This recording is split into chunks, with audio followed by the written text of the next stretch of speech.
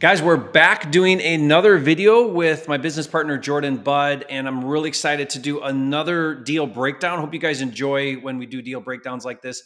I find, Jordan, that we can just sort of get down in the weeds. We can dig up a lot of things that happened. There's so many nuggets that sort of come to the surface. And these are real live deals that we're doing and transacting in the Winston-Salem market. And guys, if you missed those previous videos, I'm going to put some links in the description where you can go back. I've had Jordan on the channel now several times. We recently did a video about a 55K wholesale deal, which was a whopper, awesome deal, great video. So many things that we covered on that video. So if you missed it, again, I'll put the link, watch that later. It's really great. And Jordan and I are going to do another deal breakdown. And Jordan's my business partner. Like I said, we own a Joe Homebuyer franchise. And Jordan, again, what I love about you and working with you is you operate at a very high level of integrity, and you're all about the fundamentals. It's all about building a real business that does real deals, solves real problems. And we're willing, Jordan, to put in the hard work to build the right team, the right foundation. It's taken us a minute to sort of get to where we are today, but we're not just in a rush to make money. We really want to set things up the right way so that we can be sustainable, it can be predictable, and we can grow into a multi-million-dollar organization. So again, excited to work with you, Jordan. Man, I'm loving it. We're having a lot of fun, and we've been working on things together for a couple years. Started as your student in 22. It's been fun. I love it all. Learning me every too. single day. Yeah, you went from student to partner. You also now coach students in our fast track program and help them with their deals. And it's just so fun to see this small, thriving community that you're a big part of. So thank you for that too. And Jordan, let's jump into another deal breakdown, guys. This was a PPL. So same with the last video we did, the 55K deal was PPL. And if you guys don't know, there are multiple, maybe probably dozens of different marketing channels or methods of generating leads. And this one was another pay-per-lead. And again, a pay-per-lead simply means that there's an agency, they go out and they do the marketing. Could be Google ads, could be YouTube, Facebook, cold calling, whatever. We don't really know or care how they're getting the lead because it's on them, but they generate the lead, they vet the lead, it goes into their platform. We sign up, we have a shopping cart where we've got money in the account and we cha-ching, buy the lead, and we get that opportunity to then call that seller and see if we can put something together. So it's sort of like a shortcut right to the phone, and all the work to get to that part of the process is all done. Yeah. And I think we're going to be doing, Jordan, probably quite a bit more of PPL, just because it's sort of like, I like to think about it like, a shotgun to the arm. It's like steroids to your wholesale business. Yeah, I know. Right to the top, And so we use Ispeedtolead, guys. There's several different providers out there. We really like Ispeedtolead. Mostly they are very willing to work with us. They want to see us win. They're willing to put together some really cool offers. This is a special offer that they offer just me and my team and subscribers and listeners to the YouTube channel. If you go to jerry.ispeedtolead, then you can get this really cool promo. I think it's like $4.99. You get all these cool things. There's ways that you do the pay-per-lead stuff where you could do with Ispeedtolead anyway. You can do an exclusive. Those are going to be your most expensive leads. It gives you the right to just have that lead they generated. You're going to pay more for that. If it's a metro market, you're going to pay like $300. If you're out in rural, it's going to be cheaper. And then they also have these other discounted leads. They have like a sale lead. They have a coupon leads. And these are where basically time has gone by. Maybe nobody bought it and they open it up. Maybe multiple people get the opportunity to buy it, but they're all the way down to like $29. So we talked about this a little bit in the last video where for $29, we'll swing at that every single time. Like we don't care. We'll take a shot at that for $29 because that's pretty dang cheap to get a shot at something. Hey, it's still an inbound lead. I mean, that's a good cost per lead. Yep. We'll buy as many of those as we can because we convert them. So it's really cool. I mean, can you imagine $29 and you turn it into a $30,000 deal, or the last one was a $55,000, even if you pay $300 to get a 55K or a 30K deal, 15K deal, we'll spend that hand over fist every single time. So thank you, Ispeedtolead, for providing this opportunity for us. And again, guys, check them out. Jordan, would you recommend newbies if you're just getting started to spend the money with PPL, or is that more of an advanced strategy? I mean, hey, if you have $500 and you can get into the coupon club and start getting these $29 leads, I mean, Jerry's students are grabbing them. Some people that are brand new to the business are getting deals on these $29 leads. Whereas, the other day, Jerry, we were on and we bought, we spent $1,000, in an hour Yeah. on leads, and Yeah. we didn't get anything. We didn't get anything. So, um, Just the it nature all of it. I mean, if you think about it, if you sign up for that offer for the $4.99 and you spend, I mean, you get like $1,000 in your shopping cart for $4.99. Some of that's you could do different things with it, but let's just say you spent $500 on the coupon club stuff for $29. That's 17 at bats. 17 at bats Yeah. for $500. Like we'll do that, and I bet you we'll get a deal every time we do that. You know what I mean? Like we're getting these deals, so it's cool. And Jerry, I think the question would be almost more so a little bit of like, can you close, or are you comfortable Yeah. talking to a seller? Because if I went back to day one of whenever I started, in your program, like it was a nerve-wracking thing just to get on the phone with somebody. And so, yeah, even though there's motivation there, I might not jump straight to those because there would be just so many marbles in my mouth. Yeah. And I probably would have never closed, and I wouldn't have followed up, and I wouldn't have whatever, and it just would have Yeah. been $500 wasted. So, but if you Good are in point. a position to where you're like, hey, I'm ready to talk to a seller, I'm ready to send a contract, then absolutely, like Perfect. go grab some leads and close a deal. Yeah, that's great. Great way to think about that. So, guys, check that out if you're really ready to give PPC a shot. So, Jordan, this was or PPL. This was a PPL lead. It comes in and walk us through the process. Like when that lead came in, we have a team that we've built. Awesome group of people. We just love working with them. Tell us about how you break up the business with like the lead manager acquisition. How does that work with us? Yeah. So shout out to Mary Murphy, Sydney Woodruff, and Keith Warren. Yep. Amazing people on our team, and they're doing a phenomenal job. The lead came into Salesforce, paid for the thing, lead came in. Mary does a phenomenal job on the front end, just building that relationship, getting sometimes, and you have to mirror your clients. So, whereas this lady, and we'll go into details, but she's in her 80s. She was older, has a smartphone, but doesn't really know, how to maybe use it all the time and everything else. And so this was like, hey, we know even though she's heavily motivated, we've got to get belly to belly with this person. And we're already aware of her timeline. We know she wants to sell, but she's at least being honest with us and saying that it's going to be, she needed till the end of this month. So, Because in the discovery, we found that information out. yeah, and so that discovery on the front end with Mary, once the lead is bought or once it comes in, it hits our account, it's like boom, on the phone or texting, just getting in front of that person just to start She's establishing. asking about, what's the distress that's going on? What's the timeline? What's the concern? What's the motivation? Like that's part of that discovery that Mary, the lead manager, is doing to now what she, because her job is to set the stage for acquisitions to come in and close the deal, right? So she's in that information gathering stage and building rapport. Like that's a big part of it. Yeah, absolutely. So she was just building that rapport. This is the type of lead that most people would probably just not go on appointment with because she wasn't super motivated. At least she told Mary, like, I'm not ready to sign. I'm not going to sign, but I am going to sell. I just have to do X, Y, Z before I do. And so I think I mentioned to you, Jerry, I met this lady. The time that we signed the contract was actually, and I'm not even proud to say this really, but I am proud that I cared so much about the seller. I'm proud of that. Um, I'm the, I signed a contract on the sixth appointment. Sixth appointment, six face-to-face appointments. Now, this lead is right Wow. down the road from my office. I had a couple casual appointments with her, but when I heard the story, when I heard the timelines, I immediately just told the team, this lady needs trust. This other generation, I think I was born in the wrong generation, but these people like sitting down and shaking hands and looking people in the eye and making sure that they know who they're doing business with. They don't like all the phone calls and all that stuff. They don't like Especially from texting. the South, like share an iced tea, like that's a Yeah, big deal. That's a yeah. big deal.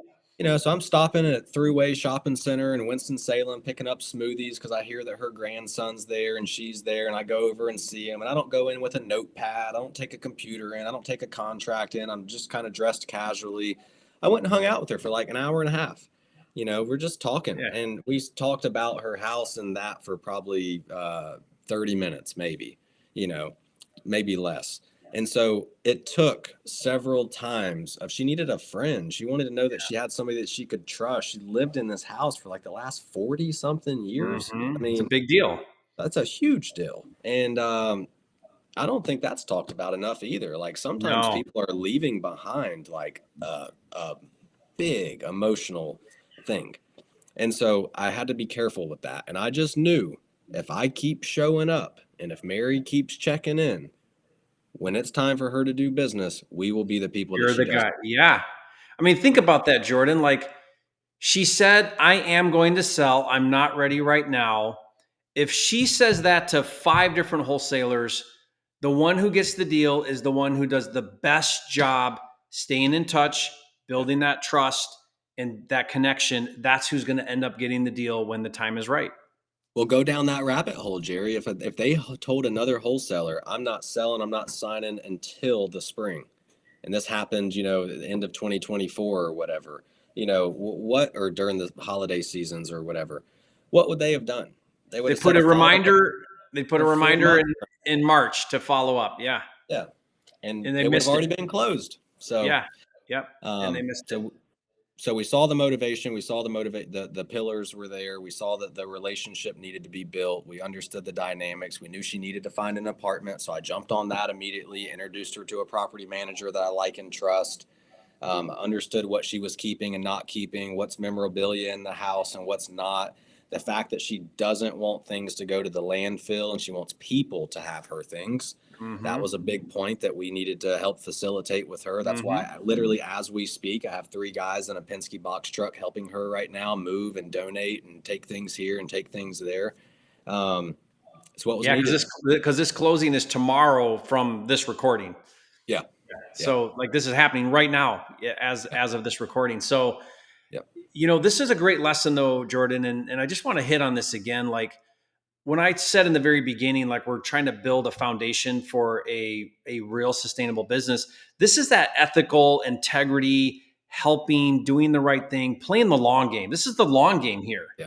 Like 6 times you stop by and 6 times you meet with this lady, and that's how you build a long lasting, legit wholesale business that's going to be here Yeah. for a long time because we're Yeah. doing the right things. We're not in a rush to just chase the dollar. We're actually helping sellers, and this is what it takes sometimes. Yeah, heard her say in one of her appointments. And this lady, doesn't have great finances or anything necessarily. And I heard her say that her grandson that stays with her sometimes just saved up enough money to buy a PS3, but it was a used one. It was an old one. And I had a bunch of PS3 games like in our barn from years ago. And I Mm-hmm. was out doing, business stuff and I was going to be in that area. And I ran by some PS3 games and dropped them off. It's like, just little things, little Mm-hmm. things to let people know. And I mean that though. I'm not doing that Yeah. for the show. I mean that I No. like that. Yeah, I'm that's what I not love doing that. about you, Jordan. You genuinely care. That's the difference. Is you actually care. Yeah. And if you're not the type of person that genuinely cares, don't try to act like you genuinely care. It just doesn't come through. Yeah. Uh, but So, anyways, so so this one took some time, and then yeah, walked through the process of getting to price and yes. contract. So this is interesting here. So she started at 250. We ended up signing at 185 later on. But she started at 250 and it went one in one ear and out the other. That Mm-hmm. was the first appointment we ever went on. And we never discussed price for the rest of the appointment, for the rest of the time that we knew each other until the 6th appointment. And it basically was left off. I knew I wasn't paying 250. I knew I had to get it under 200. In the first appointment, I did kind of drop an anchor when she said 250. I was like, honestly, just high level looking at some numbers. Most investors are probably under 2 on this. But I said, look, I'm not. I'm here to serve you and us work together, and I'll work with your timelines. You need some cash down today, so I'll help you with that and everything else. And I said, when the time comes that you're ready to sign and you're ready to move, then I promise I will bring over some good, accurate comparables. I'll shoot you straight about my renovation number. I'm happy to FaceTime with my guy while I'm here, which I did, an actual Mm-hmm. contractor to get a scope of work. And I shared all those numbers with her. I mean, Mm-hmm. I ran numbers on the calculator that landed us at 185.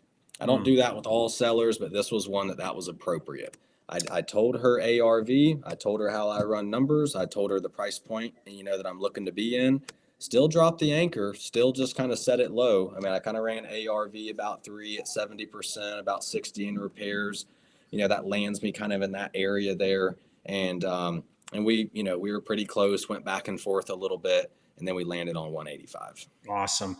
Yeah, I think you bring up a good point there with the don't use data with every seller. Some sellers that are more logical, providing data helps. Like it helps them understand where you're at and how you got to that number. So showing values and showing cost of repairs, that will really help a reasonable, logical seller understand why you're at. Others they could care less. That does none of that And even she matters. Yeah, she Yeah. trusted me though, but the reason I wanted to hit on that is because the deal, it took quite a while, and she had other people chiming in her ear.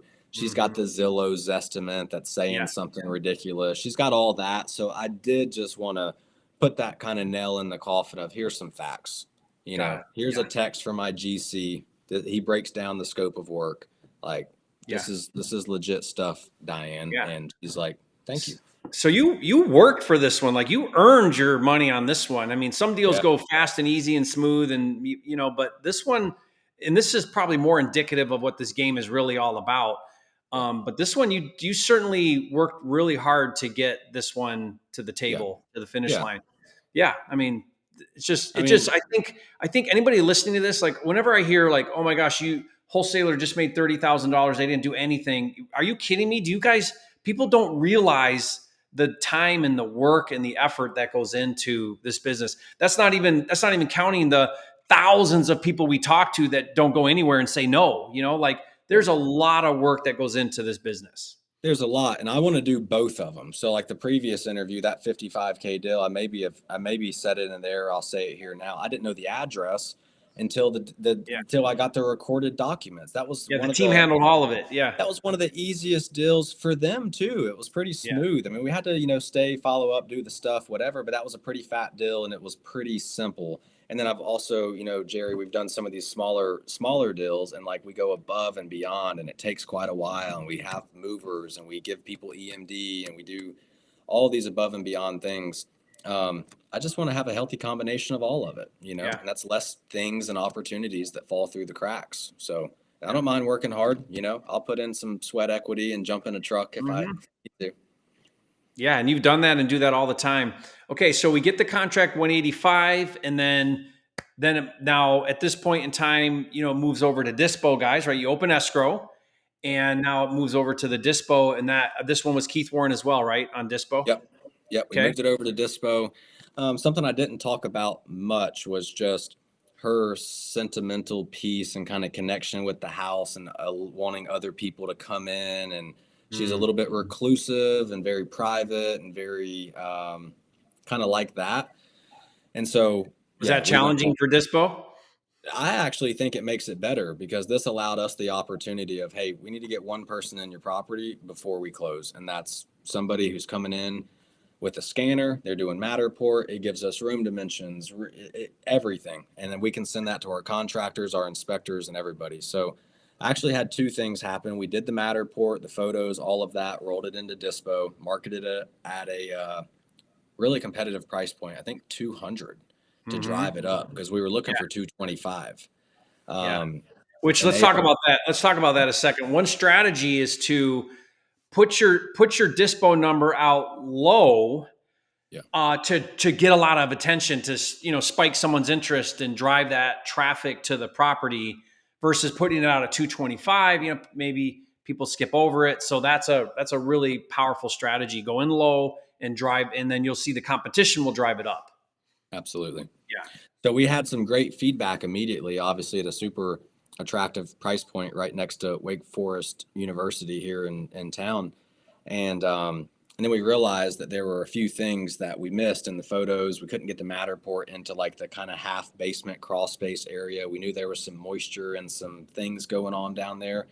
So we had some buyers that wanted to see it. Their only concern was that. Like everybody was like, I can't quite figure out what's going on right there. So I paid 475 for a full blown inspection report, and then we went from 200 to 215. So Mm. we had buyers On at your you moved the dispo price to 215, but no, now you had a our oh buyers were floating around 200. Once we added an inspection report to our yeah dispo material and sent that back out to everybody and was like, guys, this is better than being there. Like yeah this is just as undisputable good. yeah Yeah. And that's when we were like, we're looking for 225. That's where we think our numbers are coming in at on this. We're just going to shoot everybody straight. We're not playing a lot of games on this one. We've bent over backwards for the seller. We have a great relationship with the seller. I was interested in potentially taking this down and Mm. relisting it because it would have killed it. I mean, we probably would have turned more, but we took the assignment because we probably wouldn't have tripled our assignment by Yeah. taking it down. And so we took the assignment. But anyways, yeah, we did the inspection report, put it back out in front of everybody. We said, it's sight unseen. You can walk it right before, it records on closing day just to make sure the house is still standing, but no showings, none of that stuff. Wow. Yeah. And that's really just you adjusting and adapting to a seller's needs, figuring out a solution to what buyers are running into where, they want to see this thing, but you can't really do that. So you step up to the plate, you pay the $500 to get that inspection. Like, again, goes back to, guys, this is where you have to invest in this business. If you think that you can make a 30K or 50K, or you can do these deals consistently over time, but have no skin in the game, no effort, it's all going to be fast and easy and simple, you're just completely missing the boat. Jordan is putting in the work and willing to take the risk, spend money on a $500 inspection to see these deals win and win big. And that's why, Jordan, we're building a world-class organization. Yeah. And flip side of that, spent $200 the other day on dispo material. We locked up a deal too high, canceled the contract. Spent $200, flushed it down the toilet. But It happens. it's part of it. Obviously, you want to be safe, not just sling money everywhere, and we're not doing that. But Yeah. it is part of the business, just putting in the real work and taking the real L's if they're Yeah. needed.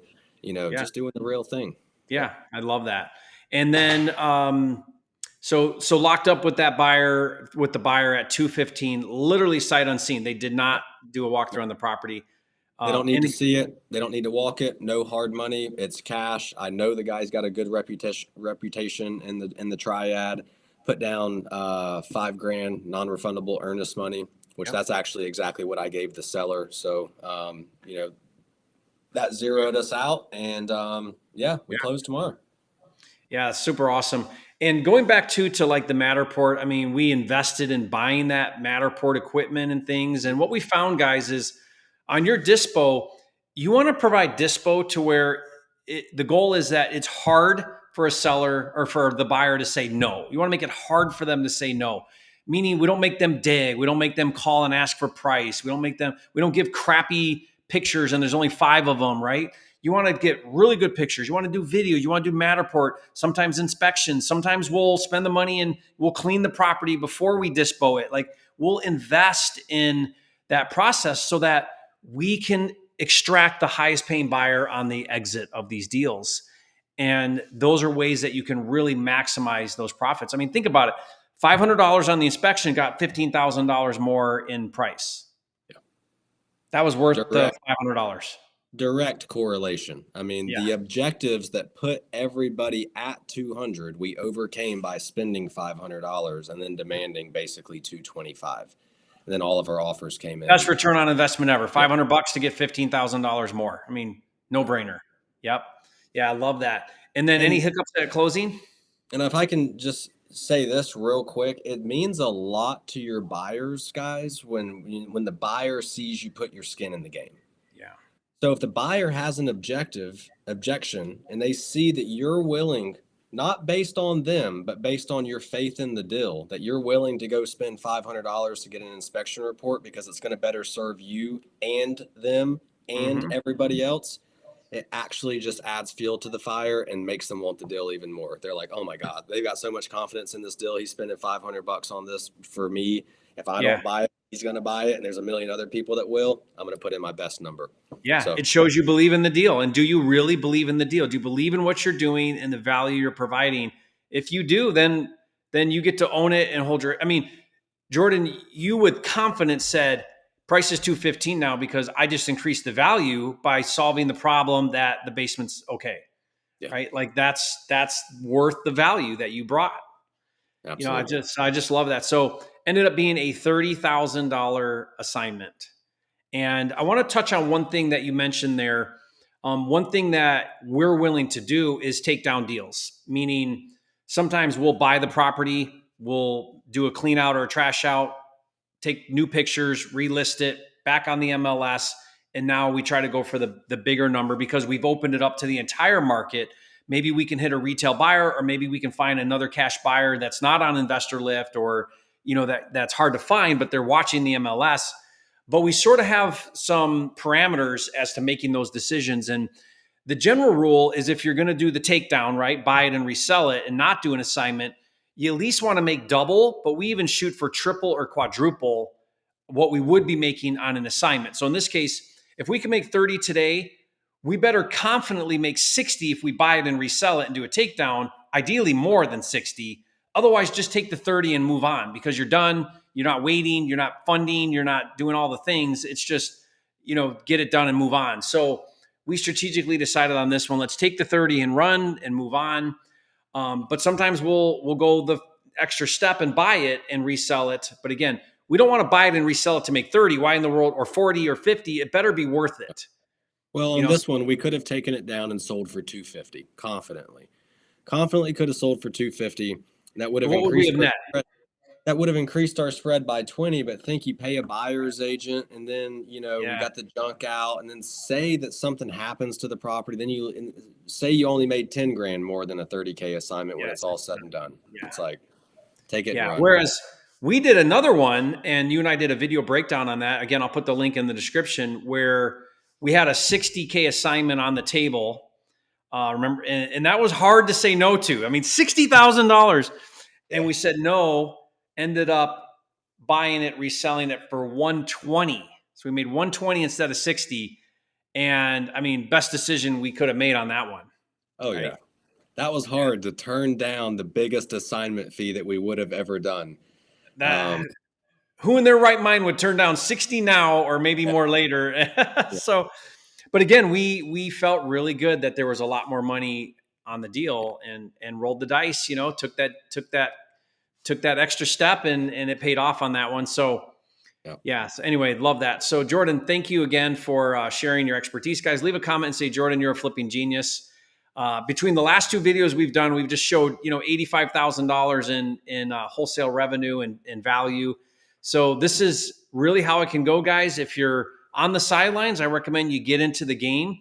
The only way you do a $30,000 deal like Jordan just did, or like the last one, a $55,000 deal, those once in a lifetime deals will come around every week if you're in the game. But you've got to get in the game, meaning get out there and have quality conversations every day with distressed sellers, and the stars align and you end up getting these whopper deals, right, more consistently, and pretty soon it becomes regular. Our goal, Jordan, is to make this happen every single day, every single week, and Yeah. this is just how we do the business, and I we're want getting there. this to, I mean, the ebb and flow of life, business, the growth pains we've gone through, it's all been a blessing. Yeah. But what we've closed this week, which is 85K,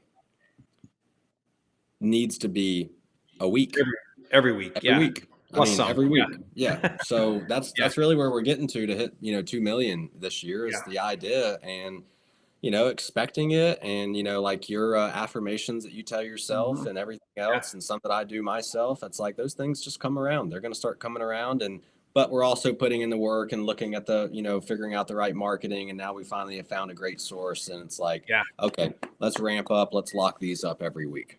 Yeah. So, guys, if you want, check that out. Ispeedtolead. They got that special offer, and the links there up on the screen. And let us know how that works for you. Leave any questions you have in the comments, and Jordan and I'll try to get to those. But again, appreciate you, Jordan. Thank you, everybody, and we'll see you on the next video.